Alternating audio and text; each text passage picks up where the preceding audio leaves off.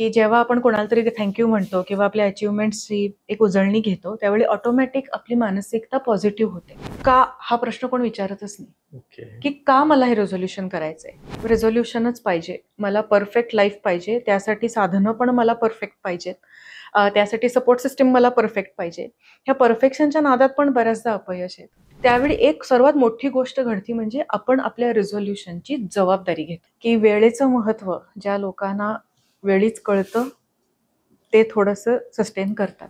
पण मला काय हवंय किंवा मी कुठे कमी पडतोय, किंवा जसं तुम्ही सांगितलं की सेक्शन बनवा, फायनान्स वेगळा, लाईफ वेगळं, हे वेगळं, आणि त्याच्यात मार्क देऊन असं पेन पेपर घेऊन आपण खरंच करायला विसरलोय, म्हणजे कळतच नाहीये. तुझ्या आयुष्यात एकदा असं कधी झालंय का की तू काहीतरी करायचं म्हणून सुरू केलंयस काम आणि तुझ्यामध्ये एक शब्द आलाय की उद्या करतो. प्रत्येकाकडे 24 तासच आहेत ना, मग काही लोक कसं काय चांगलं टाइम मॅनेज करतात आणि मग मला का जमत नाही. हा क्वेश्चन सगळ्यांना असतो कॉमन. है ना. तर वेळेच्या नियोजनापेक्षा ना एनर्जी मॅनेज करा. पण तुम्ही जर का नॅचरली निगेटिव्ह व्यक्ती असला तर ते कसं काम करेल. शांततेचे 24 तास सुद्धा सक्सेस आहे. नक्कीच यार. हो, कारण ही जर्नी येणार आहे. काय होईल थोडंफार 2026 मध्ये जातील काही गोष्टी, पण सुरू तर केलं आपण. म्हेवणे आणि म्हेवण्यांचे पाहुणे, पण हेच पाहुणे जी माहिती सांगत नाही ती गोराबेज पॉडकास्ट असते. नमस्कार मंडळी, मी ऋषिकेश, तुमचं गोराबेज पॉडकास्टवर खूप खूप स्वागत आहे. काय 2024 संपलंय, पण 2024चा लेखाजोखा काही मांडताच आला नाही. नका काळजी करू, आज नाही मांडणार. आज आपण 2025 कसं चांगलं होऊ शकतं, 2025 मध्ये काय चांगलं केलं पाहिजे याच्याविषयी बोलणार आहे. खरं तर नवीन वर्ष किंवा कुठली नवीन गोष्ट आली की त्याच्यासोबत नवीन काय करायचं, नवीन कुठले संकल्प करायचे किंवा रिझोल्युशन्स कुठले करायचे, त्याच्यानंतर नवीन कुठल्या गोष्टी करायच्या, हे सगळंच ओघाओघाने येतं. पण या सगळ्या गोष्टी करत असताना नवीन वर्षात कसा गोल ठेवला पाहिजे, ते गोल कसं रिअलिस्टिक असलं पाहिजे, नॉट ओनली द गोल म्हणून असलं पाहिजे. त्याचबरोबर हे गोल खरंच अचीव्ह करण्यासारखं आहे का, ते का फक्तच वायफळ टाइमपास आहे, या सगळ्या गोष्टींची चर्चा आज आपण सुप्रियाताई यांच्यासोबत करणार आहोत. नमस्कार सुप्रियाताई. नमस्कार ऋषिकेश. सुप्रियाताई, तुझं खूप खूप स्वागत आहे गोराबेरीज मध्ये. सुप्रियाताईबद्दल थोडक्यात सांगायचं झालं तर सुप्रियाताई लाईफ अँड लिडरशिप कोच म्हणून कार्यरत आहेत. सुप्रियाताई यांनी इंटरनॅशनल कोच फेडरेशन USA मधून PCC सर्टिफाईड कोच आहेत. गेले कित्येक वर्ष त्या जवळपास 7,000 पेक्षा जास्त क्लायंट सोबत इंटरॅक्ट करून त्यांना लाईफ आणि लिडरशिप क्वालिटीज एन्हान्स करण्यासाठी मदत करत आहेत. सुप्रियाताई ह्या pride of Maharashtra, incredible woman of India या दोन्ही पुरस्कारांनी सन्मानित आहेत. मनमोकळे व्हा, तणावमुक्त जगण्यासाठी सहज सोप्या टिप्स, आणि दुसरं पुस्तक म्हणजे being me, a practical guide for self transformation. ही दोन्ही पुस्तकं Amazonवर पण उपलब्ध आहेत, तर नक्की तुम्ही ते चेक करू शकता. दोन्हीच्या लिंक डिस्क्रिप्शनमध्ये आहेत. तर चला गप्पांना सुरुवात करूयात आणि जाणून घेऊयात गोल म्हणजे काय असतं, गोल कसा सेट केला पाहिजे, न्यू इयर रिझोल्युशन्स कसं केलं पाहिजे, ते रिअलिस्टिक कसं असलं पाहिजे, आणि ते करताना कुठले कुठले छोटे माइलस्टोन आपण कसे अचीव्ह करू शकतो आणि आनंदी राहू शकतो. तर चला गप्पांना सुरुवात करूया. जसं मी आत्ताच इंट्रोडक्शन मध्ये म्हटलं ताई की 2025 जवळ येतंय आणि प्रत्येकाला रिझोल्युशन करायचं असतं, किंवा बऱ्याचदा असं असतं ना की आपण लहानपणापासून शिकत आलो असतो की आम्हाला रिझोल्युशन करायचं आहे. तर खरंच रिझोल्युशन किंवा हे जे संकल्प करतो ह्यांचं काय महत्व असतं आणि ते का केले पाहिजे? सर्वप्रथम मला गोळाबेरीज या चॅनलचा आभार मानायचे आहेत, कारण त्यांनी अतिशय योग्य टायमिंगला आणि योग्य विषय निवडलेला आहे. आणि न्यू इयर रिझोल्युशन म्हटलं तर सगळेजण खूप तसेही एक्सायटेड असतात.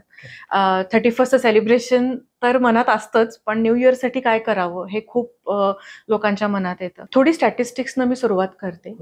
PwCच्या एका ग्लोबल अहवालानुसार 75% लोक गोल सेटिंग करतात. बरोबर. पण त्यापैकी फक्त 8% शेवटपर्यंत ते गोल लक्षात ठेवून त्याच्यावर काहीतरी काम करतात. म्हणजे इंटरेस्टिंग पर्सेंटेज जर का म्हणलं तर गोल सेट करणं खूप सोपं आहे कदाचित, नक्कीच. पण ते शेवटपर्यंत एका व्यवस्थित मार्गानं पोचवणं किंवा त्याच्यावर काम करणं खूप महत्वाचं आहे. आणि गोल सेटिंग म्हणलं किंवा न्यू इयर रिझोल्युशन म्हणलं तर आपण एक खूप मोठी गोष्ट ग्रँटेड धरतो, ते म्हणजे 2024 मध्ये नक्की काय घडलं. म्हणजे आपण जर का थोडाफार विचार केला तर आपण गोल सेटिंग किंवा न्यू इयर रिझोल्युशन ठेवायची पहिली सुरुवात 2024च्या ग्रॅटिट्यूडनंच करूयात. हा, नक्कीच. कारण बऱ्याचदा असं होतं ना की आता पुढच्या वर्षी काय, 2025 काय, पण यामध्ये 2024नी मला काय शिकवलं. किंवा मला कोणते स्किल्स किंवा कौशल्य मी आत्मसात केले बरोबर. किंवा कोणत्या गोष्टींचा मला चांगला अनुभव आला, आपल्याला किती चांगली लोकं भेटली, ह्याचा पण आपण एक आढावा घेणं गरजेचं आहे. मला असं वाटतं की 2024 या वर्षासाठी आपण थोडंसं ग्रॅटिट्यूड ठेवावा आणि स्वतःला काही प्रश्न विचारावे की 2024 या वर्षाने मला काय दिलं. मग त्या अनुभवातून असू दे, कौशल्यातून असू दे, किंवा माझी अचीवमेंट कुठली आहे. Correct. काही लोकांसाठी छोट्या छोट्या अचीवमेंट सुद्धा मोठ्या इम्पॅक्ट करून जातात. Correct. नक्कीच. काही लोकांनी खरंच चांगले अचीवमेंट काहीतरी केले असतात. बरोबर. तर रिझोल्युशन पुढच्या वर्षीचं ठेवण्याआधी आपण 2024ला आधी थँक्यू म्हणू नक्कीच. की 2024नी मला काय शिकवलं, माझे कोणते अचीवमेंट झाले, त्यातून मी काय शिकलो किंवा शिकले आणि एक ओव्हरऑल व्यक्ती म्हणून मी कशी बनली आहे आज किंवा बनलो आहे. कारण जोपर्यंत आपण तो आढावा घेत नाही, त्याला आपण रिफ्लेक्शन म्हणतो, तोपर्यंत पुढच्या वर्षीचं फाउंडेशन एक चांगला पाया भरणं खूप महत्वाचं आहे. बरोबर. तर आपण त्यानंच सुरू करू नक्की. की 2024नं काय दिलं. जर मला विचारशील तर की 2024नी मला काय दिलं, तर मी म्हणेन गोळाबेरीज दिलं. हा अख्खा प्लॅटफॉर्म दिला आणि इतके छान छान सबस्क्रायबर आणि त्यांच्या छान छान कमेंट्स दिल्या. म्हणजे ते कनेक्शन बनलं व्हेरी आमच्यासाठी. गुड. बरोबर. आणि ते असं झालं की आता वीकली व्हिडिओ गेला पाहिजे. त्याच्यानंतर आहे आपलं कुणीतरी वाट बघतंय की आपण चांगलं काहीतरी कंटेंट देतो लोकांपर्यंत. जसं ताईंनी बोललं तसं खूप खूप थँक्स तुमच्या सगळ्यांसाठी, कारण तुम्ही आहात म्हणून आम्ही आहोत. पण तेवढं जाता जाता सांगतोय, एक सबस्क्राईबचं बटन दाबा, अजून एनर्जी मिळते. 2025 ला अजून चांगल्या गोष्टी करण्याचं एक साहस मिळेल नक्कीच. आणि खूप खूप थँक्यू, कारण तुम्ही सगळे प्रेक्षक आहात, तुमच्या ज्या कमेंट्स आहेत किंवा तुमचा जो रिस्पॉन्स असतो पॉडकास्टला, त्याच्यामुळे आम्हाला नवीन नवीन विषय घेऊन यायला एनर्जी मिळते. तर ऍक्च्युली हे सगळं आहे क्या बात है. 2024 साठी. Thank you so much. मग आता आपण जो हा आढावा घेत होतो, जसं ऋषिकेश तुम्हा सर्वांना थँक्यू म्हणत होता, ऑटोमॅटिकली ऋषिकेशची सुद्धा एनर्जी एकदम पॉझिटिव्ह झाली की जेव्हा आपण कोणाला तरी थँक्यू म्हणतो किंवा आपल्या अचीवमेंट्सची एक उजळणी घेतो, त्यावेळी ऑटोमॅटिक आपली मानसिकता पॉझिटिव्ह होते. बरोबर. आणि मग आपण नेक्स्ट इयरचं रिझोल्युशन आखण्यासाठी तयार होतो. म्हणजे मगाशी आपण ज्यावेळी आधी चर्चा करत होतो या विषयावर, त्यावेळी तू एक खूप छान प्रश्न विचारलास की ह्या सगळ्याचा मानसिकतेवर कसा परिणाम होतो. Correct, कारण तो एक मुद्दा मला रिझोल्युशनच्या बाबतीत तर आपण बोलूच. ज्यावेळी आपण 2024 रिफ्लेक्ट करतो, तर त्याच्यावरून पण लक्षात येईल की ज्यावेळी आपण गेल्या वर्षासाठी थँक्यू म्हणतो किंवा काय काय चांगलं झालं याचा विचार करतो, त्यावेळी ऑटोमॅटिक आपल्याला एक पॉझिटिव्ह वाईब्स यायला लागतात नक्कीच. आणि मग थोडासा दृष्टिकोन पण बदलतो. बरोबर. कारण जोपर्यंत आपण हा योग्य प्रश्न स्वतःला विचारत नाही ना की 2024 मध्ये काय चांगलं झालं, तोपर्यंत नॅचरली आपण थोडंसं चुकलं कुठे किंवा कुठले वाईट अनुभव आले असं पटकन येतं. म्हणजे कंप्लेंट्स म्हणा, ब्लेम म्हणा, निगेटिव्हिटी म्हणा, हे अगदी आपण tip of the fingers ready. हां, किंवा तसं जिभेच्या टोकावर असं म्हणू शकतो आपण. आणि ते पटपट आपण काउंट करतो. पण जसं तू बोललीस ग्रॅटिट्यूड मुवमेंट आठवायला थोडासा तुम्हाला विचार करावा लागतो किंवा थोडासा वेळ लागतो हां. बेसिकली. आय थिंक तीच चांगली सुरुवात आहे की पहिला तर आपण तेच करू आणि रिझोल्युशनसाठी चांगल्या मानसिकतेची अतिशय आवश्यकता आहे. कारण ज्यावेळी आपण एक रिझोल्युशन ठरवतो, तर मला असं वाटतं की रिझोल्युशन हा शब्दच जर का घेतला तर त्याला काही टाइम असं मर्यादा नाही आहे वेळेची. मी मागेही ह्याच विषयावर बोलले होते आणि आजही सांगेन की एक विजन ठेवूयात की बाबा एक सर्वसाधारणपणे फ्युचरमध्ये तुम्हाला कोण बनायचंय किंवा कोणत्या पोझिशनला जायचंय का, मग कोणतंही विजन असू दे, तुमच्या करिअरचं असू दे, पर्सनल लाईफचं असू दे, आणि त्या विजनप्रमाणे गोल ठरवा. बऱ्याचदा आजकाल काय होतं की कॉलेज गोईंग स्टुडंट असू देत किंवा वर्किंग प्रोफेशनल्स असतात किंवा इव्हन अगदी होम मेकर सुद्धा बघायला गेलं तर त्याही 24 तास 7 दिवस बिझीच असतात. पण त्यांचं रिझोल्युशन ठरवण्याचा बेस त्यांच्या मानसिकतेनुसार किंवा परिस्थितीनुसार असतो. तर नॅचरली आपण काय करतो ना, आपल्याला ती सवयच असते की आत्ता परिस्थिती कशी आहे, मग पुढच्या वर्षी मला काय करायचंय.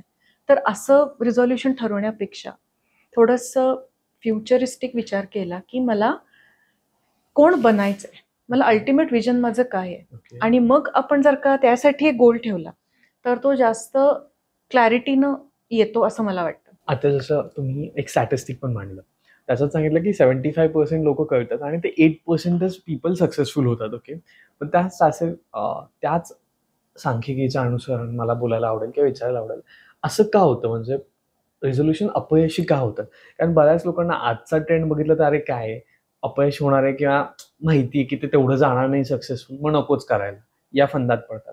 मग ते अपयशी का होतात याची जर काही बेसिक कारणं तुम्हाला माहिती असेल का, ती आपण जर सांगू शकलो तर मे बी पुढचं जे रिझोल्युशन आपण ठरवणार आहे त्याच्यात आपल्याला ती निग्लेक्ट करता येतील किंवा नलिफाय करता येईल. रिझोल्युशन का टिकत नाहीत ह्याचा सर्वसाधारण विचार केला तर का हा प्रश्न कोण विचारतच नाही, ओके. की का मला हे रिझोल्युशन करायचंय. किंवा अगदी कालचं उदाहरण म्हणजे फ्रेंड्स बरोबर बसलोय, इंस्टाग्रामची रील स्क्रोल करतोय आणि आता डिसेंबर आणि विंटर्स आणि क्रिसमसचं हे आहे तर इकडची ट्रिप तिकडची ट्रिप, मग आता आपण लगेच बकेट लिस्ट बनवली ना, न्यू इयर रिझोल्युशन आहे मी कमीत कमी 3 कंट्रीज व्हिजिट करणार. ओके. मग हे असं स्पर ऑफ द मुवमेंट जे आपण म्हणतो की असं स्पॉन्टेनियस, ते ऐकायला छान वाटतं, पण ते खरंच रिअलिस्टिक आहे का? आय गेस हा क्वेश्चनच कोणी विचारत नाहीये. हां, आणि का हवंय मला ते? 4 लोकं म्हणतायत म्हणून, पण त्या 4 लोकांची मनस्थिती, परिस्थिती पूर्ण वेगळी असू शकते. तर सारासार विचार न करता कोणीतरी म्हणतंय म्हणून मी गोल करणं, रिझोल्युशन ठरवणं, हे कदाचित अपयशाचं पहिलं एक रिझन असू शकतं. दुसरं म्हणजे क्लॅरिटी नसते. ओके. म्हणजे आता आपण एक अगदीच लाईटली सांगायचं झालं तर Please. आपण ज्यावेळी डॉक्टरकडे जातो त्यावेळी आपण असं म्हणतो का की डॉक्टर मला कसं तरी होतंय. मग जर का इमॅजिन करा की डॉक्टर पण म्हणला की काहीतरी घे, तर म्हणजे पेशंट डॉक्टरचं काय होईल तुम्ही इमॅजिन करू शकता रे. नक्कीच. तर हे जेनरिक बोललं जातं की असं म्हणतो की मला ना पुढच्या वर्षी जास्त कोणाचा विचारच नाही करायचा, हां. असं एक वाक्य असतं. किंवा मला ना आता फिट राहायचंय, करेक्ट. असं एक वाक्य असतं. स्मार्ट गोल जी आहे ती अतिशय चांगली पद्धत आहे की मगाशी तुझे म्हणला की अपयश का येतं, तर त्याच्यामुळं खूप फरक पडतो. तर पहिला म्हणजे आपण म्हणतो की स्पेसिफिक गोल ठेवा. तर त्याची उदाहरणं मी आता दिली की अगदी वेग किंवा कोणी काय म्हणतंय म्हणून मी बोलणं हे न करता थोडंसं स्पेसिफिक ठेवा. दुसरं एक अपयशाचं कारण आहे म्हणजे परफेक्शन. ओके.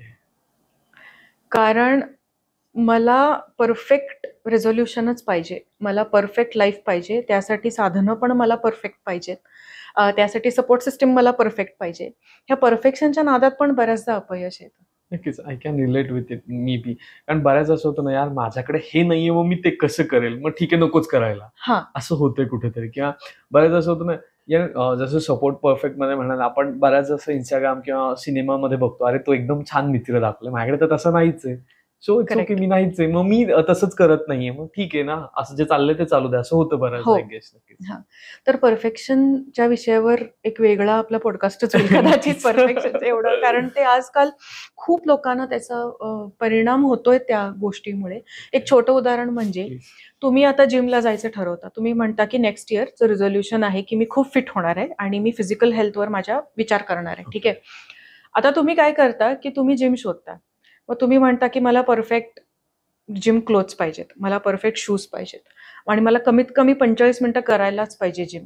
मग तुम्ही काय करता की पहिले आठवडाभर खूप छान जिम होते. नक्कीच. नंतर वाटतं की जाऊ दे, एक दिवस जाऊ दे, आजच्या दिवस एवढ्यानं काय होतं, आजच्या दिवस जाऊ दे. आणि मग त्या परफेक्शनच्या नादात मग 45 मिनिटं जमलं नाही ना, मग जायलाच नको. हे हां. असं करत करत थोडंसं ते ग्राफ खाली येत करेक्ट. जातं. खाली येतो आणि म्हणजे इव्हेंच्युअली ते थांबतं सगळं.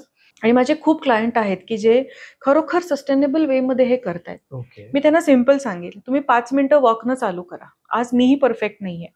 कामाचं टेन्शन, अभ्यासाचं टेन्शन, वेळेचं नियोजनाचा प्रॉब्लेम सगळ्यांना आहे. नक्कीच. पण स्वतःसाठीच्या रिझोल्युशनसाठी किंवा एक फिजिकल हेल्थ एक उदाहरण घेतलं तर तुम्हाला जर का 10 मिनिटं सुद्धा 7 दिवस कन्सिस्टंटली काढता आली, तर चांगलंच आहे ना. नक्कीच. म्हणजे महिन्यातून एकदा 45 मिनिटं करायची काय आणि रोज 10 मिनिटं करायचं, तर ते थोडंसं सातत्य जर का ठेवलं, तर तो एक चांगला उपयोग होऊ शकतो. तर आणि तिसरा एक मुद्दा मला आवर्जून सांगासारखा वाटतो की कंपॅरिझन. ओके.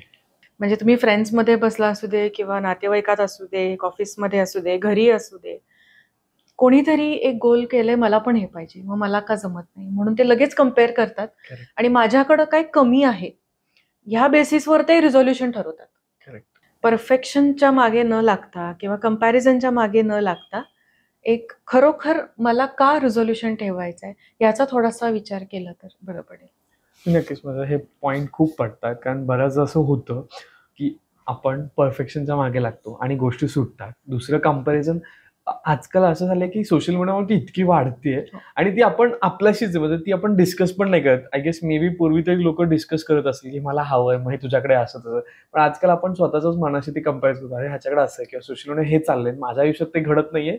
अगेन तिथे कम्पॅरिझन आहे. मग आपण लथार्जिक होऊन ठीक आहे चाललंय चालू द्या असं गाडी पुढे ढकलतो. पण बेसिक जे रिझॉल्युशन्स असतात ते सेट करताना बऱ्याच असं बोललं जातं की टाइमपास म्हणून केलेल्या आहेत काही गोष्टी. कारण आपण ज्यावेळेस आता असं पण होतं ना की ऑफिसमध्ये सांगितलं नाही माझं हे न्यू इयर रिझोल्युशन आहे, तर लोक बोलतात अरे टाइमपास काय नाही चल. मग हे असं का होतं, म्हणजे तेवढा सपोर्ट पण का नाही मिळत मग साईड जे पिलर आहेत त्यांच्याकडून? मला असं वाटतं की हा जो अनुभव आहे हा प्रत्येक व्यक्तीसाठी वेगळा येऊ शकतो. बरोबर. कारण जेव्हा तुम्हाला हेतूची क्लॅरिटी येते, मगाशी मी म्हणलं की का विचारा स्वतःला की मला हे रिझोल्युशन करायचं आहे. अगदी एक 2 मिनिटं उदाहरण द्यायचं झालं तर आपल्या आयुष्यात ना ऋषिकेश साधारण एक 7 ते 8 एरियाज असतात बघ.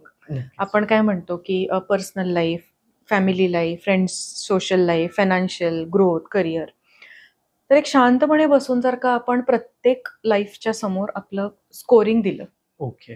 की फॅमिली लाईफ म्हणतो आपण, तर त्याच्यामध्ये मी आज किती समाधानी आहे, 10 पैकी मार्क देऊयात स्वतःला. चालेल. तर मग मी प्रत्येक एरियाला मार्क दिले आणि त्यात मला असं लक्षात आलं की एक एक्झाम्पल म्हणून की हा. करिअर आणि मे बी बुक्स रिडिंग किंवा लर्निंग म्हणू शकतो की पुस्तक वाचणं किंवा नवीन कौशल्य शिकणं, तर ह्या 2 एरियाजमध्ये मला थोडंसं अजून कमी काम वाटतंय. करेक्ट. तर ही योग्य पद्धत आहे ओके. रिझोल्युशन ठरवायची. ठीक आहे. आणि ज्यावेळी मला काच उत्तर मिळतं की मी ह्याच गोष्टींवर रिझोल्युशन का ठरवते, कारण मी अभ्यास केलाय. कारण मला माहिती आहे की माझ्या आयुष्यात कोणत्या गोष्टी चांगल्या चालल्यात आणि कोणत्या गोष्टींवर मला फोकस करायची गरज आहे. ज्यावेळी असं आपण क्लॅरिटी घेतो ना, त्यावेळी एक सर्वात मोठी गोष्ट घडती म्हणजे आपण आपल्या रिझोल्युशनची जबाबदारी घेतो. नक्कीच. कसं आहे, एकदा गोलची जबाबदारी आपण घेतली ना, तर त्या गोलकडे मीच जर का टाइमपास म्हणून पाहिलं तर लोक तसे टाइमपास म्हणूनच पाहणार. नक्कीच. आता उद्या जर का मी म्हणलंय की ऋषिकेश मी आता ठरवलंय की पुढच्या वर्षी मी कमीत कमी महिन्याला एक तरी पुस्तक वाचणार. ओके. आणि तू जर, कारण माझा तर अभ्यास आहे, मी तर खूप सिरियस होऊन ते अभ्यास करून आले आणि मला तो टाइमपास नाही वाटत, मी सिन्सिअरली फोकस करणार आहे. आणि एकदम तू म्हणला की काय सुप्रिया टाइमपास करते वगैरे, राहू दे चल असं, तर मग जबाबदारी माझ्यावर आहे की ठीक आहे तुला टाइमपास वाटू शकतो पण मी माझ्या रिझोल्युशनसाठी सिन्सिअर आहे, मी जबाबदार आहे आणि मला ते करायचंय. त्यामुळे तुमच्यावर जब टीका होणं किंवा टाइमपास म्हणून बोललं जाणं तो व्यक्तिगत प्रश्न आहे. ओके. तुम्ही तुमच्या रिझोल्युशनच्या बाबतीत आणि गोलच्या बाबतीत किती सिरियस आहात. सिरियस पेक्षा सुद्धा सिन्सिअर हा जास्त चांगला शब्द चांगला आहे. शब्द आहे, नक्कीच. सिन्सिअरली ते करावं. आणि माझं सगळीकडे कायम एकच म्हणणं आहे की एखादी गोष्ट जर का तुम्हाला एन्जॉय करता नाही आली तर ती प्लीज करूच नका. नक्कीच सुप्रियाताई, मला हे खूप पटतं की आपण ना प्लॅनिंग करताना, म्हणजे कुठल्याही गोष्टीचं प्लॅनिंग असेल ना, म्हणजे तुम्हाला कुठे फिरायला जायचंय किंवा तुम्हाला कुठे काही करायचंय किंवा मित्रांसोबत जायचं, त्याची खूप जास्त चर्चा करतो आपण. म्हणजे मग इथे उतरू, तिथे ट्रेन पकडू, असं तिकीट बुक करू, इथे थांबू, इथे फोटो काढू, इथे अशी पोचू, ह्या सगळ्याच्या गोष्टीच्या चर्चा होतात बेसिकली. पण मला काय हवंय किंवा मी कुठे कमी पडतोय, किंवा जसं तुम्ही सांगितलं की सेक्शन बनवा, फायनान्स वेगळा, लाईफ वेगळं, हे वेगळं, आणि त्याच्यात मार्क देऊन असं पेन पेपर घेऊन आपण खरंच करायला विसरलोय, म्हणजे कळतच नाहीये. ते सगळं इथे असतं, चाललंय आणि ते तिथेच राहतंय. तर आता मला यालाच अनुसरून असं विचारायला लागेल, मागाशी बोलता बोलता तुम्ही एक स्मार्ट गोल पण बोललात. मग हे कोलॅबरेटिव्हली करत स्मार्ट गोल कसे डिझाईन केले पाहिजेत किंवा ते कसे आखले पाहिजेत? ओके. तर स्मार्ट म्हणजे काय, SMART असा आपण एक एक अल्फाबेटनं विचार करू. तर पहिला म्हणजे S stands for specific. Okay. तर मगाशी मी म्हणलं की एक काहीतरी स्पेसिफिक गोल ठेवूयात की कसं तरी काहीतरी मला जास्त हेल्दी बनायचं आहे, मला आता अतिविचार करायचाच नाही आहे, हे असं एकदम जेनरिक बोलण्यापेक्षा त्याची स्पेसिफिक क्लॅरिटी घेऊयात की मला पुढच्या 1 वर्षामध्ये कमीत कमी 4 बुक्स ह्या विषयावरची वाचून पूर्ण करायची. हे झालं एक गोल. वरवरचं कुणाचं तरी ऐकून बोलण्यापेक्षा स्पेसिफिक ठरवूयात की मला नक्की काय करायचंय. करेक्ट. ठीक आहे. तर ते S फॉर स्पेसिफिक झालं. दुसरं आहे म्हणजे measurable. M stands for measurable, की जर का माझं गोल एक 6 महिन्यानंतर मी आढावा घेऊच शकले नाही तर काय उपयोग त्याचा. करेक्ट. तर एकदा स्पेसिफिक गोल ठरवला की आपण मग मेजरेबल करू. म्हणजे मला नुसतं मॅरेथॉन पळायची आहे, मला फिट राहायचंय असं गोल न ठेवता एक 4 किलोमीटरची मॅरेथॉन मला पळायची आहे. बरोबर. मग हे 4 किलोमीटर माझ्यासाठी मेजरेबल आहे ना. Correct. कारण आज मी ठरवलं की अचानक तर उद्या आपण 4 किलोमीटर पळू नाही शकणार आहे, नक्कीच right? नाही. तर आपण बाबा असं ठरवू की 1-2 महिने झाले तर मी 1 किलोमीटर एनर्जीनं पळालो, मग 2, मग 3, मग असं हळूहळू प्रोग्रेस ठेवला तर तो मेजरेबल राहतो, काहीतरी नक्कीच. त्याला अर्थ आहे. ए म्हणजे अचिव्हेबल म्हणू शकतो आपण, की Okay. आज जर का माझं फिटनेस 0 आहे तर मी उद्या लगेच 4 किलोमीटर धावणार पुढच्या 1 महिन्यात, हा खरोखर अचिव्हेबल आहे का? नक्कीच नाहीये. नक्कीच नाहीये. तर त्याचाही विचार करायला हवा. आर म्हणजे रिलेव्हंट म्हणू शकतो किंवा रिअलिस्टिक म्हणू शकतो, की आज जिथं मी आहे, म्हणून मी म्हणलं बघ की 2024चा आढावा घ्या, त्याचा एक बेस क्रिएट करू आपण. कारण काहीही बेसलाईन न ठरवता डायरेक्ट मला हे करायचंय ते करायचंय असं हवेत गोल्स ठेवण्यापेक्षा रिअलिस्टिक ठेवूया, की आज मी कुठे आहे. आज नंतर 3 महिन्यामध्ये मी 2 किलोमीटरची एनर्जीनं छान पळू शकते, पण मी अचानक 100 किलोमीटरचं ठेवून कुणालाच ते रिअलिस्टिक वाटणार नाही. तर ते थोडंसं आपण रिअलिस्टिकली पण गोलच्या बाबतीत विचार करायला हवा. आणि टी म्हणजे टाइम बाउंड, हा माझा पर्सनल फेवरेट आहे, की वेळेचं महत्व ज्या लोकांना वेळीच कळतं ते थोडंसं सस्टेन करतात. नक्कीच. कारण ज्यावेळी वेळेचं महत्व लोकांना नाही कळत, जेव्हा कळतं त्यावेळी वेळ निघून गेलेली असते, Correct. असं आपण म्हणू शकतो. बरोबर. तर टाइम बाउंड ठेवणं खूप महत्वाचं आहे. एक दिवस मी माझी सगळी स्वप्न पूर्ण करणार, हा टाइम बाउंडच विषय नाहीये. नक्कीच. किंवा एक दिवस मी माझी आवडती गाडी घेणार, एक दिवस माझंही घर होणार, हे ऐकायला छान वाटतं, पण नवीन वर्षाच्या रिझोल्युशन पॉइंट ऑफ व्ह्यू न तेवढं ते टाइम बाउंड वाटत नाही. नक्कीच. त्यामुळं वेळेचं नियोजन किंवा मला कोणत्या तारखेपर्यंत, तारीख जरी नसली डोक्यात तरी कोणत्या महिन्यापर्यंत किंवा कोणत्या वर्षापर्यंत मला हे करायचंय, म्हणजे असं ओपन नको ठेवायला. किंवा मी म्हणतो टी साठी आपण असंही करू शकतो टाइम बाउंड, की वर्षाचं गोल सेट करतोय, मग मंथ वाईज सेट करणार. जसं मंथ वाईज आपण 1 किलोमीटर पळणार पहिल्या मंथमध्ये, फेब मध्ये मी 2 किलोमीटर पळायची प्रॅक्टिस करणार, मे बी मार्च मध्ये मी 3 किलोमीटर, किंवा मी माझा बाकीचा ओव्हरऑल फिजिकलवर लक्ष देणार, एप्रिलमध्ये पुढे असं. मग ते टाइम बाउंड पण राहील आणि तुम्हाला प्रत्येक महिन्याला तुमचे अपडेट मिळतील की are you achieving it or not. Correct. तुम्हाला ते अचीव्ह होतोय की नाही. नसेल अचीव्ह होत तर मग का अचीव्ह नाही होते, पुन्हा तो का क्वेश्चन वाला जो मगाशी तुम्ही बोललात तो, आणि त्या काउन पुन्हा नवीन सेट करू शकतोय. आणि रिझोल्युशन म्हणजे असं नाही की 1 जानेवारीलाच केलं पाहिजे. करेक्ट. करेक्ट. तर तसंही होऊ शकतंय. हा, याच्यात म्हणजे खूप छान मुद्दा, ह्याला आम्ही ना माइलस्टोन्स म्हणतो. ओके. की गोल आणि रिझल्ट मध्ये फरक जाणून घ्या. आणि त्याच्या आधी ना काही वेगळ्या गोष्टींचा एक फरक, म्हणजे माझ्या बघ शब्दांची कशी असते. स्वप्न, ध्येय, हॉबी आणि पॅशन, ह्या 4 वेगळ्या गोष्टी आहेत. नक्कीच. त्यामुळं मला जे रिझोल्युशन ठरवायचंय ते खरोखर माझं स्वप्न आहे का, मला खरोखर त्याच्यावर काहीतरी स्वप्न मी ठरवलंय म्हणून मला त्याच्यावर काम करायचंय का, सगळे म्हणतात म्हणून ते फक्त गोल आहे का, फक्त हे मला हॉबी म्हणून करायचं ज्याला काही टाइम बाउंड नाहीये. तर ते आधी ठरवूयात. दुसरं आहे म्हणजे रिझल्ट ठरवा. टू डू लिस्ट करणं खूप सोपं आहे बघ. हो. आपण म्हणतो ना की रोज मी उठून टू डू लिस्ट करते, मी रात्री टिक मार्क करते, अग्रीड. पण रिझोल्युशन आणि लॉंग टर्म गोलच्या पॉइंट ऑफ व्ह्यू ना, ह्या सगळ्या टू डू लिस्ट मधून तुम्हाला अल्टिमेट रिझल्ट काय हवाय तोही डिफाईन करा. की मला रोज 15 मिनिटं पळायचं आहे, हे तुमची झाली स्टेप्स करायचे. पण अल्टिमेटली त्यांना काय होणार आहे की मी एक 5 किलोमीटरची मॅरेथॉन एनर्जीनं पळू शकू आणि मी कदाचित पहिल्या 10 मध्ये यायचं माझं स्वप्न आहे. हे रिअलिस्टिक टाइम बाउंड आहे. आणि मगाशी तू म्हणला तसं त्याला आपण माइलस्टोन्स मध्ये कन्वर्ट करायचं. हे माइलस्टोन्स का करायचे की एका माइलस्टोन नंतर आपल्याला वेळ मिळतो. की पहिलं माइलस्टोन आपलं असेल की मी रोज न चुकता एक 15 मिनिटं काहीतरी बॉडी मुवमेंट करणार. आज जर का रील्स पाहायला बसलो तर आपल्याला वाटतं की आपण 5 मिनिटात रील्स पाहून उठणार आहे, पण त्याचं रूपांतर कधी 1 तासात 1.5 तासात होतं आपल्याला कळत पण नाही. पण आता यालाच अनुसरून पुन्हा एक क्वेश्चन येतो, तो म्हणजे डिस्ट्रॅक्शन.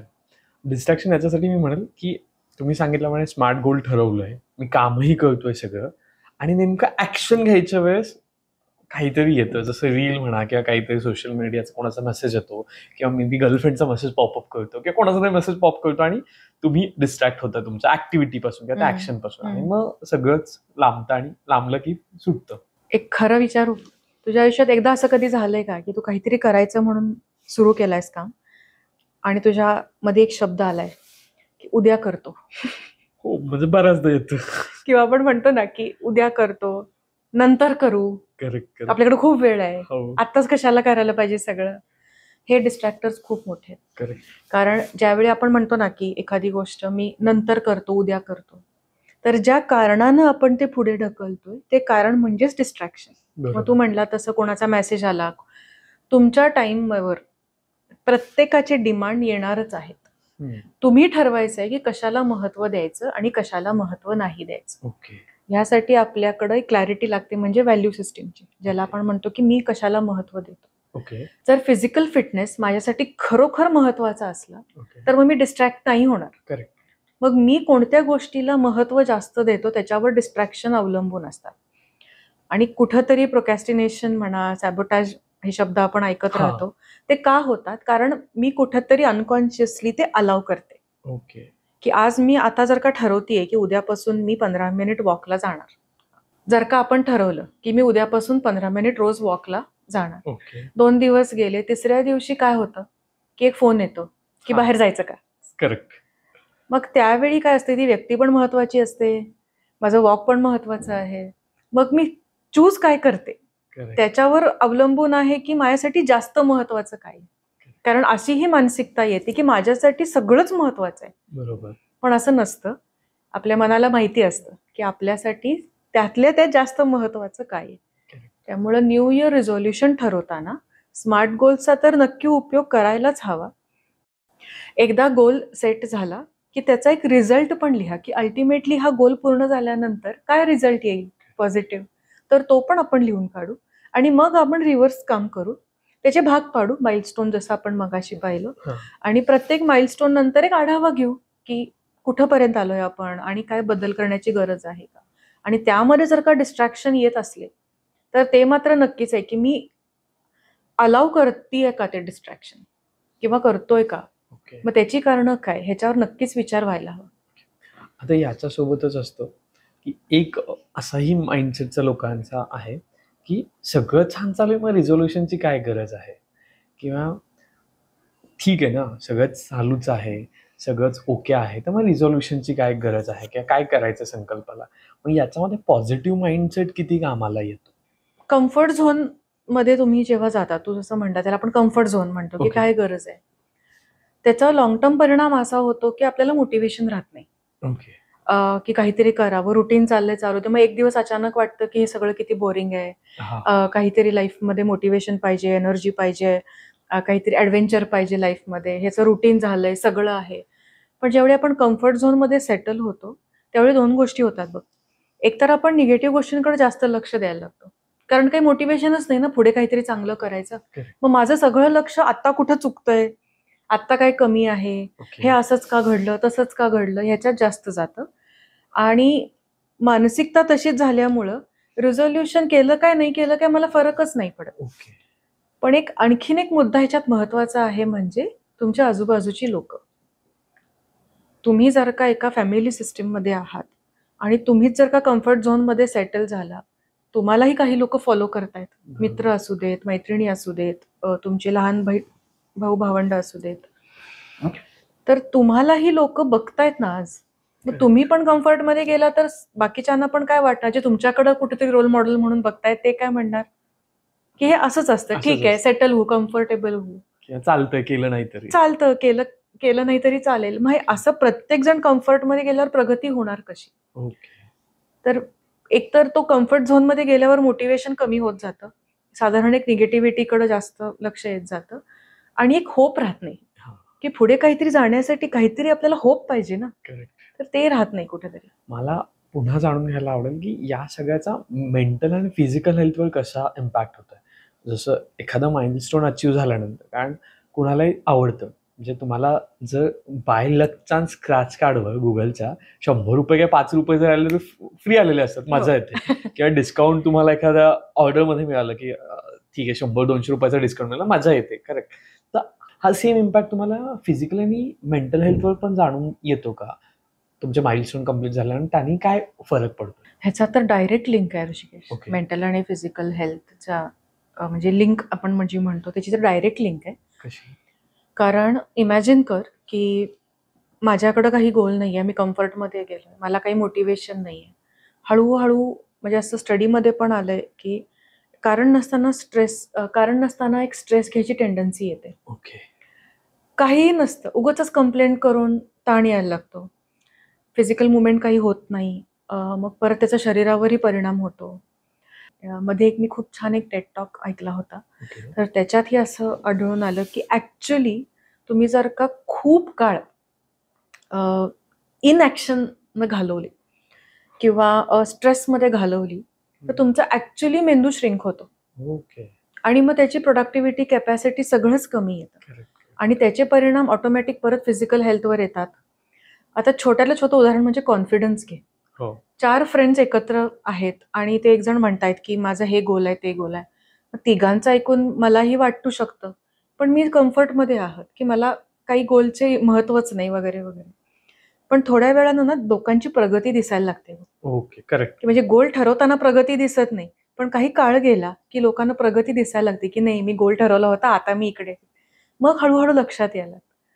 मग माझा कॉन्फिडन्सवरून पण तो परिणाम होतो आणि कॉन्फिडन्स ही अशी गोष्ट आहे की जी एकदा कमी झाली तर तुमच्या त्या बॉडी लँग्वेजमध्ये, तुमच्या बोलण्यामध्ये सगळीकडे तीच आढळून येते. नक्कीच. त्याच्यामुळं जेवढं तुम्ही मोटिवेट कराल स्वतःला, जेवढं तुम्ही फ्युचरिस्टिक थोडंसं ऑप्टिमिस्टिक राहाल, आशावादी म्हणतो आपण, तेवढं कुठंतरी एक एनर्जी असते आपल्या आतमध्ये Correct. आणि त्यामुळे ऑटोमॅटिक कॉन्फिडन्स येतो. नाही, आणि नक्कीच ती एनर्जी असते ना, छोटंसं अचीव्ह झालेली, ती नेक्स्ट अचीव्ह करायला तुम्हाला बूस्ट देते. पण आता याच्यामध्ये 2 गोष्टी येतात पुन्हा. ती एक म्हणजे मी काहीतरी सेट केलंय, पण ते कंप्लीट नाही झालं, तर मला कुठेतरी फोमो होतो, की अरे मी एवढा छोटा माइलस्टोन पण नाही कंप्लीट केलं, मग हे पुढचं कसं होणार आहे? एक तर. आणि दुसरं टाईम मॅनेजमेंट, की त्या टाईममध्ये नाही झालंय, तर काय होणार? काय होणार? ही भीती सारखी असते मनात. मग या 2 गोष्टी कशा हँडल कराव्यात? किंवा या 2 गोष्टी एक्झॅक्टली काय येतात आणि त्याचं काय सोल्युशन असू शकतं? आता पहिलाच मुद्दा तू जे म्हणला तो पण महत्वाचा आहे, की मी एक काहीतरी माइलस्टोन ठरवला आणि तो समहाऊ नाही झाला काही कारणामुळे. करेक्ट. तर पहिला काय होतं, की माझ्या मानसिकतेवर परिणाम होतो. ओके. सर्वसाधारणपणे आपण काय करतो ना, की खूप पर्सनली घेतो गोष्टी, हां, ते तर आहेच. की एक माइलस्टोन नाही झाला, मग माझ्यातच काही कमी आहे का? मी कुठं चुकतोय का? करेक्ट. किंवा बाकीची लोकं कशी प्रगती करतायत, माझी का तेवढी फास्ट होत नाहीये? नक्कीच. मग तो आपण एक फोमो मगाशी तो शब्द तर फोमो आहे, की माझ्यातच काहीतरी कमी आहे का? ज्याला आपण म्हणतो सेल्फ डाऊट. करेक्ट. मग सेल्फ डाऊट असू शकतो, फोमो असू शकतो, कारणं काही असू शकतात. तर पहिली स्टेप हीच आहे. मगाशी मी परत तेच सांगेन, की माइलस्टोन जरी ठरवले, तरी ठरवणं आणि ॲक्च्युअल घडणं याच्यात थोडंफार प्लस मायनस होऊ शकतं. ओके. त्यात पण जर का आपण परफेक्शनमध्ये अडकलो ना, तर मग आपण पुढे कधीच जाणार नाही ना. करेक्ट. पण पहिलाच माइलस्टोन जर का मला हवा तसा परफेक्ट झाला नाही, तर मी माझा गोल सॅबोटाज करणार का? जस्ट बिकॉज की माझं पहिला माइलस्टोन हे गेलं. अशी किती उदाहरणं आहेत, की थोडा वेळ लागतो. कदाचित 3रा माइलस्टोन तुमच्या वेळेआधी पूर्ण होईल. होऊ शकतो. हे आहे. आणि टाईम मॅनेजमेंट हा जो प्रकार आहे ना, हा इतका ट्रिकी आहे. म्हणजे हा विषय इतका विचित्र आहे. का विचित्र सांगते, की प्रत्येकाकडे 24 तासच आहेत ना.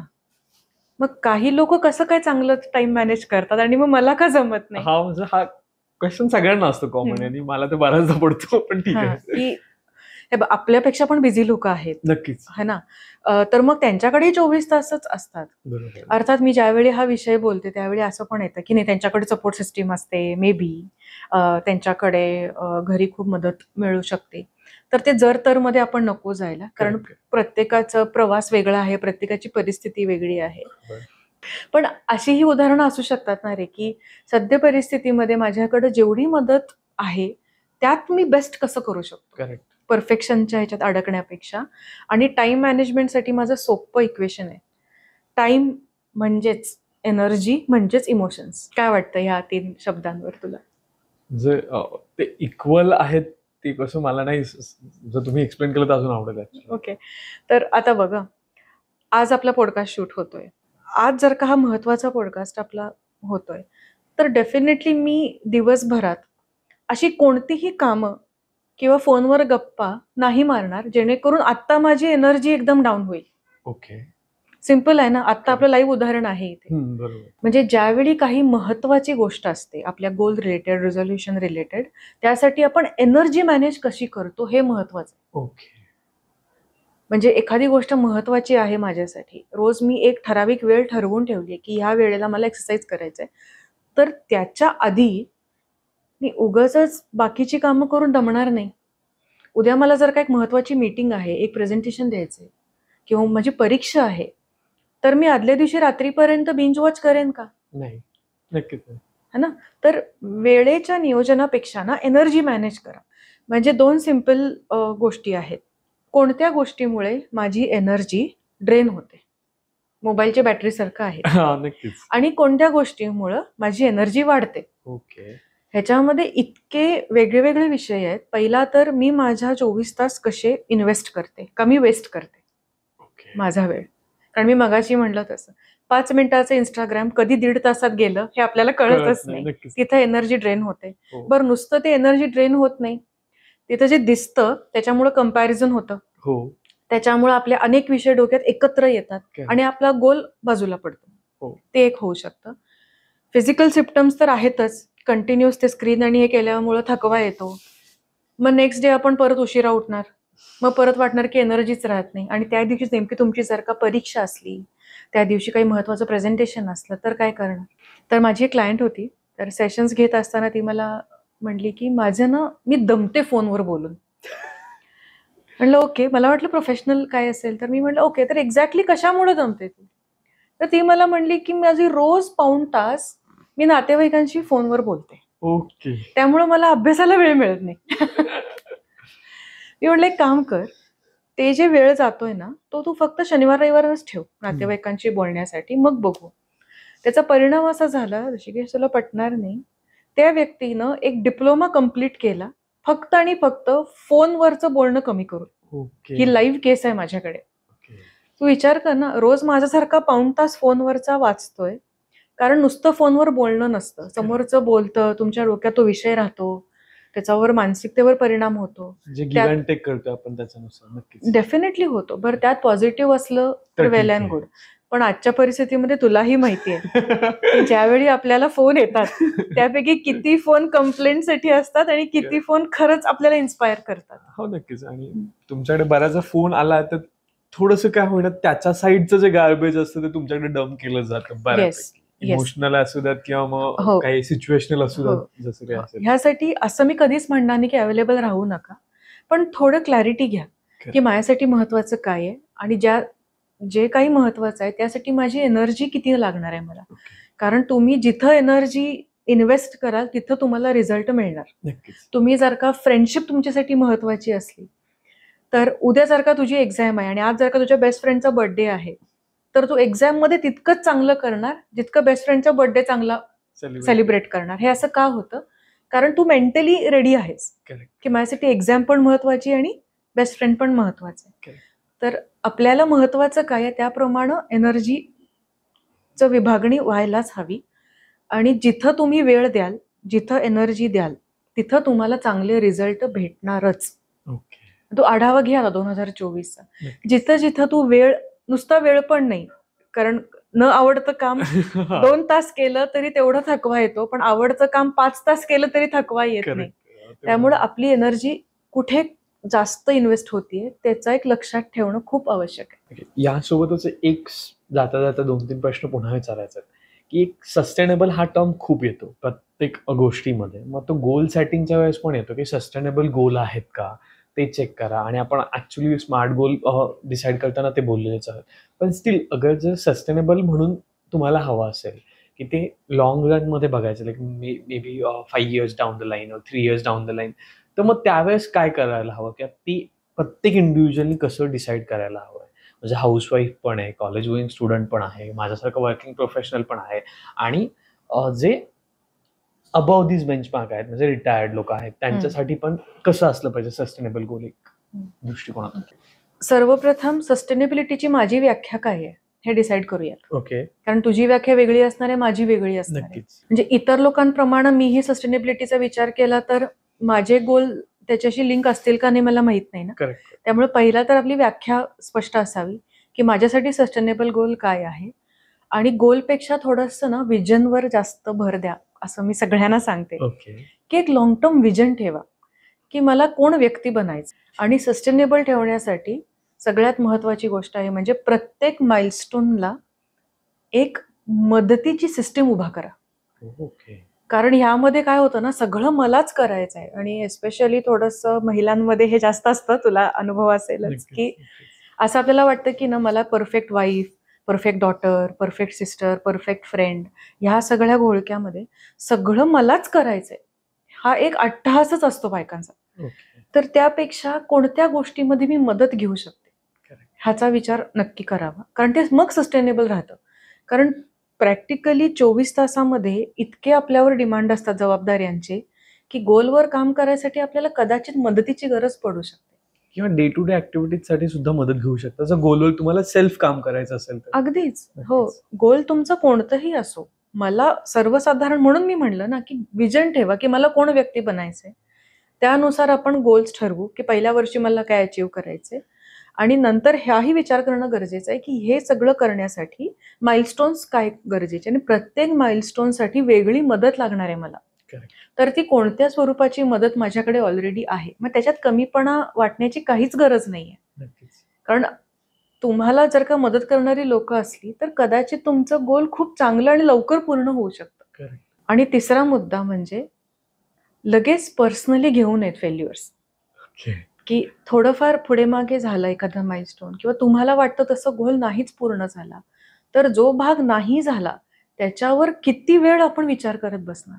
करेक्ट. पण जो भाग आपण केला आहे त्याच्यावर थोडं पॉझिटिव्ह राहू शकतो का, हा पण बघतील. कारण ही जर्नी येणार आहे. नक्की. काय होईल थोडंफार 2026 मध्ये जातील काही गोष्टी, पण सुरू तर केलं आपण. करेक्ट. त्याचा आनंद मोठा असतो. आनंद घ्यायलाच हवा आपण. मगाशी मी म्हणलं तसं, की जितकं तुम्ही निगेटिव्ह गोष्टींकडे पटकन लक्ष जातं, तितकं चांगल्या गोष्टींना विचार करायला लागतो. तर गोल्सचं पण तसंच आहे, की पर्सनली घेऊ नका आणि सेल्फ डाऊट तर बिलकुल घेऊ नका. नक्कीच. आता याच्यासोबतच एक विचारायला आवडेल मला, की सक्सेसची डेफिनेशन काय असावी? नक्कीच ती प्रत्येक माणसागणिक वेगळी असू शकते, पण स्टिल कशी ती डिफाईन करावी त्यांच्या कॅलिबरनुसार?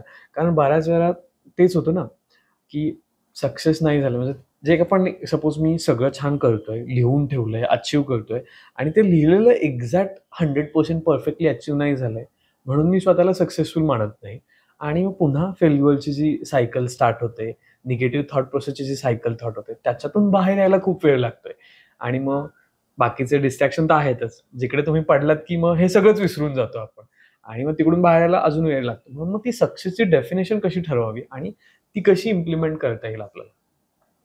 हे बघ, सक्सेस हा असा शब्द आहे की तो मिळेल तेवढा कमीच असतो सगळ्यांना, बरोबर ना. नक्कीच. पण मगाशी मी म्हणलं तसं, की एंड डेट, टार्गेट डेट सगळीजणच ठेवतात. बरोबर. यामध्ये ना स्टार्ट डेट लोक विसरतात, कारण ह्याच्यात दृष्टिकोनाचा फरक आहे बघ. ओके. की मी कुठपर्यंत आज पोचली आहे ह्याचं सक्सेस कशावर ठरतं, की मी सुरुवात कुठून केली. नक्कीच. म्हणजे जी व्यक्ती अगदी शून्य कॉन्फिडन्स लेवलला होती, त्या व्यक्तीनं वर्षभरात 2 जरी पब्लिक स्पीकिंग दिलं किंवा प्रेझेंटेशन दिलं तरी त्यासाठी ती मोठी गोष्ट आहे. करेक्ट. तर त्यासाठी ती सक्सेसच आहे. त्यामुळं आपली सुरुवात कुठून झाली आहे ह्याचं भान कायम ठेवावं. नक्कीच. कारण आपण फक्त ॲपल टू ॲपल कम्पेअर करतो, की ही लोकं कुठल्या कुठं गेले, मला का असं जमत नाही. पण त्यांचं अपब्रिंगिंग, त्यांची परिस्थिती, त्यांनी कुठून सुरुवात केली हे पूर्ण वेगळं असतं. पण आपण खोलात जाऊन कम्पेअर कधीच करत नाही. हो. मग कम्पेअर करायचा तर प्रवास पण कम्पेअर करा ना. मग तो जन्मापासून येतो, की तुमचा जन्म अगदी तुलाही माहिती असेल, की आता तू काय, मी काय, आपण काही अर्बन बॉर्न नाही आहोत. करेक्ट. आपण जिथून आलो आहोत तिथल्या सुविधा, तिथली मानसिकता किंवा त्यावेळी मिळालेलं शिक्षण, त्यानंतर आलेले आपल्याला अनुभव, मिळालेले भेटलेले लोक, हे वेगळेच असणार आहेत नक्कीच. Compared to urban population. नक्कीच. तर त्यामुळं आपण कुठून आलोय, आपण आपली सुरुवात कुठून झाली आहे हे पण लक्षात ठेवायला पाहिजे. किंवा मी हे पण म्हणेल, की जर तुम्ही जसं बोललात, की 2 प्रेझेंटेशन्स किंवा एखाद्या व्यक्तीला एकट्याने प्रवास करायचं माहितीच नव्हतं आणि एखादी सोलो ट्रिप केली तर that also the success count, हो. राईट?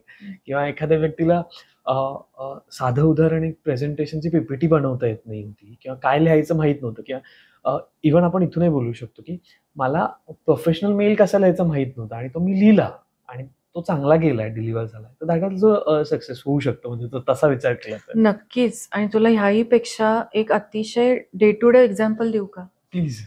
एखादी व्यक्ती, आणि हे माझ्याकडे क्लायंट्स येतात म्हणून सांगते की एखादी व्यक्ती दीर्घकाळ एन्झायटीमध्ये घालवते, ओके.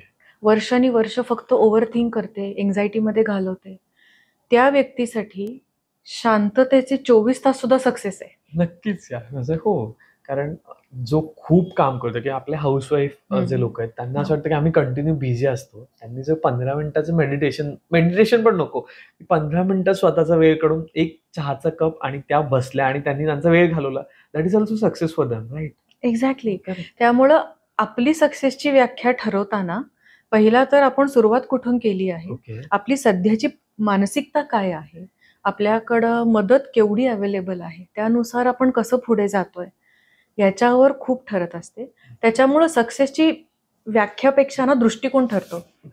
हा सगळा दृष्टिकोनाचा भाग आहे. मी कसं बघते एखाद्या गोष्टीकडे, त्याचा भाग आहे. नक्कीच. आणि मला वाटतं बाकीच्यांचं सक्सेस कम्पेअर करण्यापेक्षा या गोष्टी जर तुम्ही स्वतःचं कम्पेअर केल्या, की मी कुठून आलोय, त्याच्यानंतर मला काय हवं होतं आणि मी आता कुठे आहे, तर आणि माझी परिस्थिती किंवा माझं मेंटल पीस काय सांगतंय, मला वाटतं तुम्हाला जो काही त्रास होतो कम्पॅरिझनमुळे तो होणार नाही. नक्कीच नक्कीच होत नाही. कारण माझं लक्षच जात नाही ना दुसऱ्यांकडे. दुसरी काय करतात, त्यांचं कसं चांगलं चालू आहे, माझ्याकडे काय नाही आहे, याच्याकडे लक्षच जात नाही. कारण मी माझ्या गोलमध्ये, माझ्या परिस्थितीमध्ये, माझ्या मानसिकतेमध्ये आणखीन काय आपण चांगलं करू शकतो याच्यावरच माझं लक्ष आहे ना, मग दुसरीकडे लक्षच जात नाही. आता जसं तुम्ही बोलता ना, विजन बोललात की विजन ठेवा, विजन ठेवा, तर त्याच्यासोबतच एक वर्ड येतो जनझीवाल्यांचा बऱ्यापैकी, किंवा इंस्टाग्रामवर खूप ट्रेंडिंग वर्ड आहे तो, की विजन बोर्ड. तर ती कन्सेप्ट काय आहे आणि ती कशी इम्प्लिमेंट केली पाहिजे स्मॉल माइलस्टोन साठी पण आणि बिग विजन साठी पण? बेसिकली विजन बोर्ड आहे ना, हे एक कसं म्हणू शकतो की एक अँकर असतो. ओके. आता अँकर म्हणजे काय की तुला एक कोणी घड्याळ गिफ्ट दिलं आणि ते अशा व्यक्तीनं दिलं की ते तुझ्यासाठी खूप महत्वाचे आहेत, तुझ्यासाठी रोल मॉडेल आहेत. ओके. आणि त्याने तुला आशीर्वाद म्हणून ते घड्याळ दिलं. तर ज्या वेळी तू ते घड्याळ वेअर करशील आणि बघशील ना, त्यावेळी तुला ते रोल मॉडेल आठवेल, त्यांची शिकवण आठवेल आणि तुला ऑटोमॅटिक पॉझिटिव्ह वाटेल. करेक्ट. मग आपण म्हणतो हे माझं लकी घड्याळ आहे, महत्वाच्या ठिकाणी मी असं घालून जाते. त्याला अँकर म्हणतो आपण, म्हणजे मी NLPच्या भाषेत आम्ही अँकर म्हणतो. तर विजन बोर्ड एक प्रकारचं अँकर आहे. ओके. की जेणेकरून ते बोर्ड पाहिल्यानंतर मला माझं विजन सातत्यानं दिसत राहतं. विसरत नाही मी ते किंवा मागे पडत नाही. आणि त्याच्यासाठी स्पेशल प्रोफेशनल्सही असतात जे तुम्हाला विजन बोर्ड करायला मदत करतात. पण मला विजन बोर्ड, अफर्मेशन्स, मॅनिफेस्टेशन्स या बाबतीत एकच सांगायचंय, तू विजन बोर्ड खूप चांगला केला.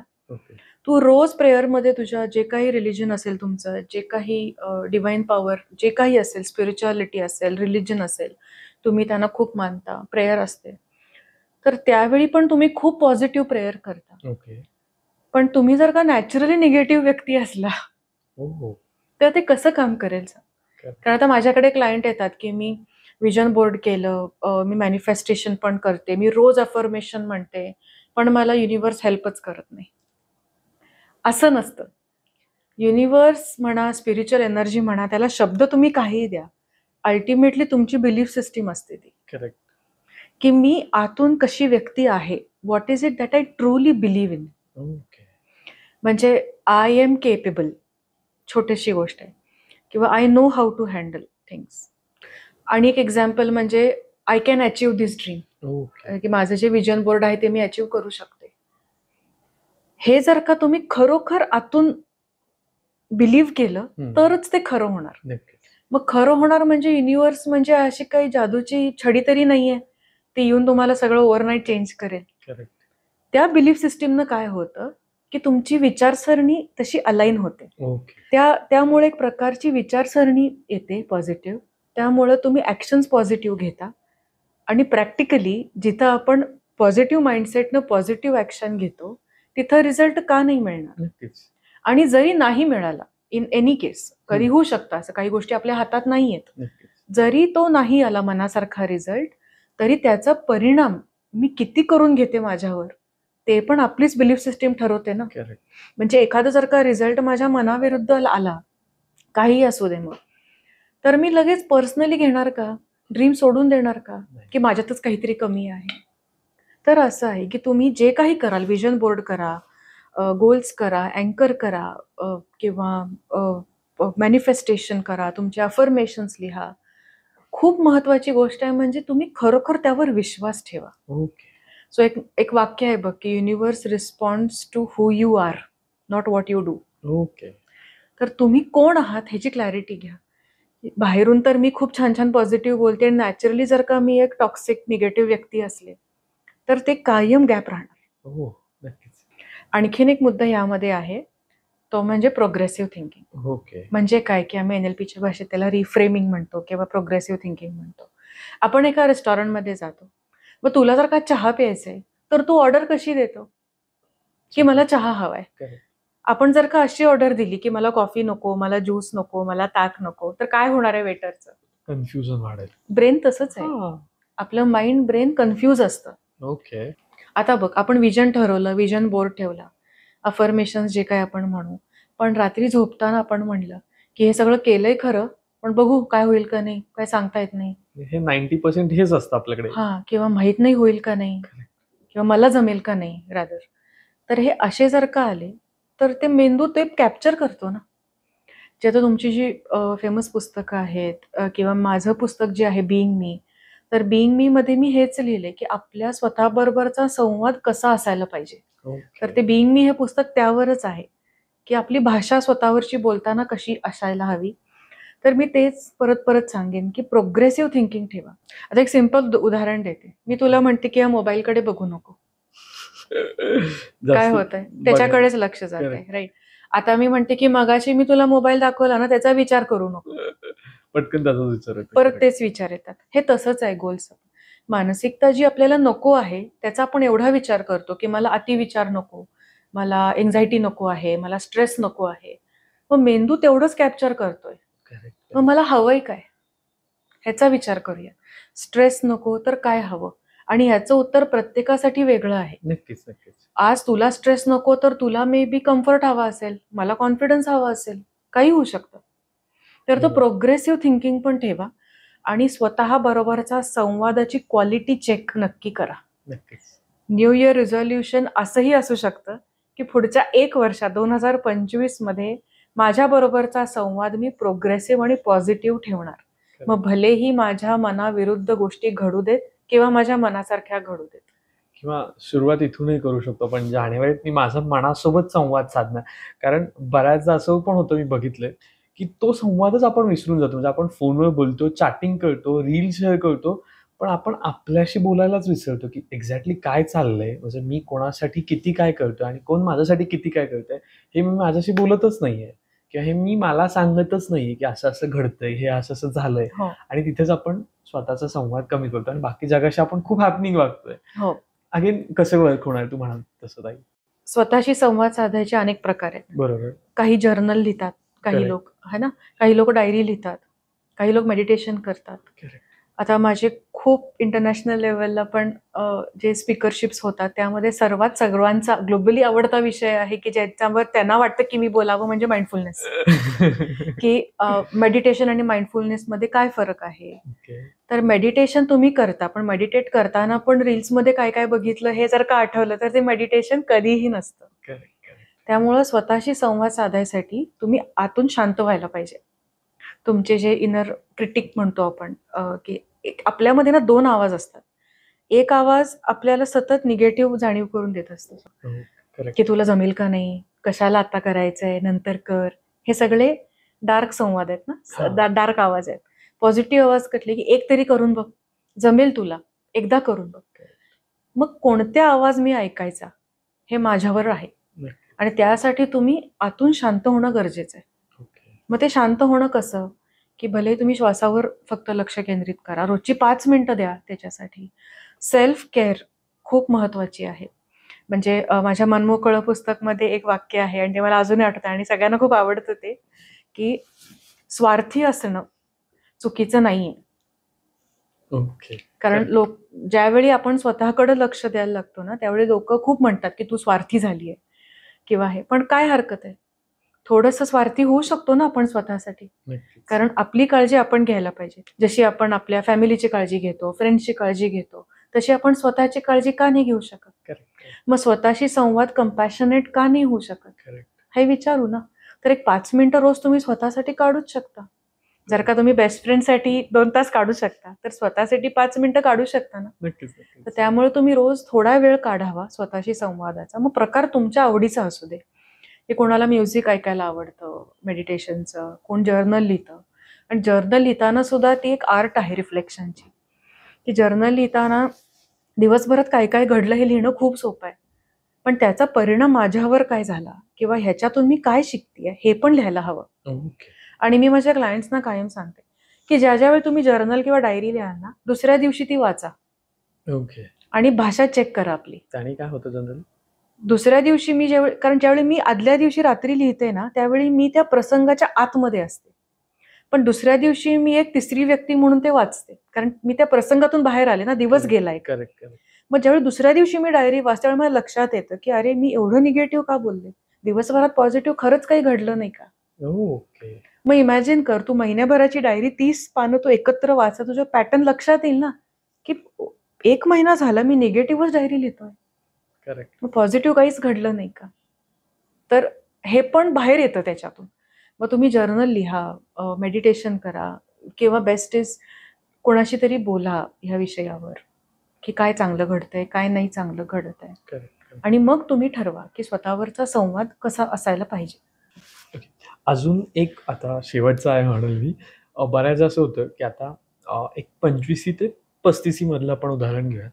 बऱ्याचदा इंस्टाग्राम खोलल्यानंतर 25च्या लोकांना दिसतं की काहींचे एंगेजमेंट किंवा लग्न होत आहेत. 30-32 मध्ये दिसतं की कोणी कार घेतंय, कोणी घर घेतंय, आणि 35 नंतर दिसतात की कोणाच्या मुलांचा पहिला नंबर आलाय, कोणाच्या मुलांचं हे झालंय, आणि त्याच्यानुसार त्यांची मानसिकता बदलते, त्यांचे गोल्स पण बदलतात आणि त्याच्यानुसार ते रिॲक्ट करतात.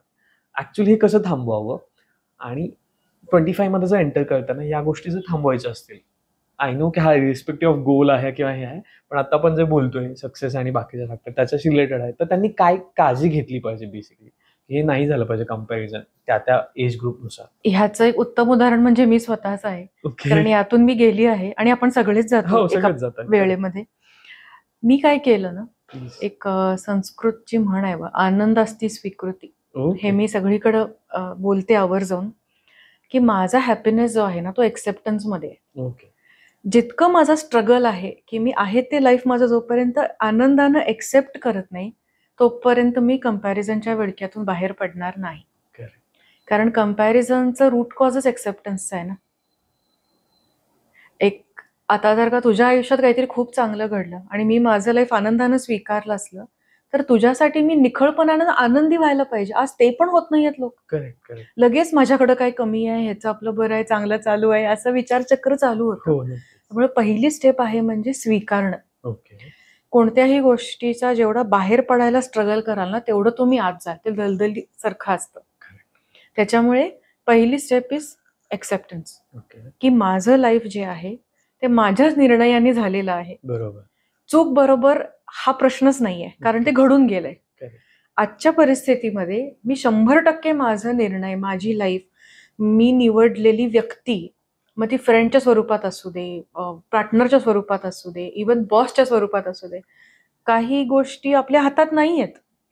म्हणजे आपला जन्म कुठे होतो, आपले पेरेंट्स आपण निवडत नाही, तसंच आहे आपण बॉस पण आपले निवडत नाही ऑफिसच्या ठिकाणी, बरोबर ना. तर काही गोष्टी आपल्या कंट्रोलमध्ये आहेत, की आपण फ्रेंड्स निवडू शकतो, पण ज्या गोष्टी माझ्या कंट्रोलमध्ये आहेत त्या मी बदलू शकते. पण ज्या गोष्टी माझ्या कंट्रोलमध्येच नाही आहेत त्या मी स्वीकारल्यात का. ओके. ते एक पहिला. दुसरं म्हणजे ह्याच्यात महत्वाचं गोष्ट आहे की पास्ट, प्रेझेंट आणि फ्युचरची लिंक बघ. ओके. की मी पास्टचा एवढा विचार करते की त्यामुळे पण मी प्रेझेंट एक्सेप्ट करत नाही की माझ्या बाबतीतच का घडलं. करेक्ट. हा क्वेश्चन बराच असतो, असा असतो की मीच का, माझ्याच बाबतीत असं का घडलं. मग माझ्या 24 तासामधला दीर्घकाळ मी त्याचाच विचार करते की माझ्या बाबतीतच असं का घडलं, मीच कुठं कमी पडले का, हे असं का झालं. म्हणजे प्रेझेंटमध्ये मी पास्टचा विचार करते, थोडा वेळ मी फ्युचरचा विचार करते की या व्यक्तींचं केवढं चांगलं चालू आहे, माझं कधी चांगलं होणार. मग ऍक्च्युली प्रेझेंटमध्ये आपण काय करतो? करेक्ट आहे. काहीच करत नाही. नक्कीच. त्यामुळं पास्ट कडून फक्त एक लर्निंग घ्यावं आणि तो विषय फाईल क्लोज करणं खूप महत्वाचे आहे महत्वाचं. पास्टची कुठेतरी. म्हणजे 2025 मध्ये तुम्ही जर का एक नवीन चॅप्टर ओपन करणार असला तर मला असं वाटतं की 2024 ची फाईल क्लोज करा. हो. त्याशिवाय पुढे जाणार नाही. त्यातून जे लर्निंग्स आहेत, जे काही स्किल्स तुम्ही आत्मसात केलेत किंवा जी चांगली चांगली लोक भेटली ते जरूर सोबत ठेवा. पण निगेटिव्ह अनुभव, निगेटिव्ह इम्पॅक्ट जास्त काळ शरीरामध्येही ठेवू नका, कारण त्याचा परिणाम दोन्ही मानसिकतेवर पण होतो आणि फिजिकल गोष्टींवर पण होतो. तर ते आधी करू आणि प्रेझेंट स्वीकारूयात. पुढं कसं काय करायचं ते स्टेप 2. Correct. पहिला स्वीकारू आपलं आणि मग आपले गोल ठरवून पुढे जाऊयात. नक्कीच. कारण प्रत्येकाचा प्रवास वेगळा वेगळा आहे आहे. असं मला वाटतं. नक्कीच. खूप खूप धन्यवाद सुप्रियाताई तू इथे आल्याबद्दल. आणि खूप बारकाईने तू बऱ्याचशा गोष्टी सांगितल्या. म्हणजे कसं असतं ना, या गोष्टी बऱ्याच लोकांना माहिती असतात, ऐकीव असतात, पण ते सोनाराने कान टोचलं तसं ते चांगले टोचले जातात. तर तसं तू आज केलंयस आमच्या प्रेक्षकांचं आणि माझं सुद्धा. कारण बऱ्याच असं होतं की कम्पेअर नाही करायचंय, परफेक्शन नाही करायचं हे म्हणतो, करत असतो, पण ते आपण अनाहतपणे करत जातो आणि त्यात वाहत जातो आणि एकदा एंड रिझल्ट आल्यानंतर कळतं अरे शिट हे नव्हतं करायला पाहिजे.